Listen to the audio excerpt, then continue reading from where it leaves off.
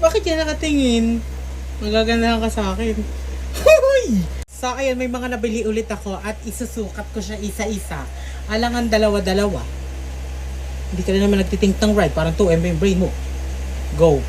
Yung mga t-shirt muna, ito, may 3 akong t-shirt na nabili. Ito yung isa. Ito, hindi ko siya masyado nagustuhan kasi kala ko yung harap niya ito.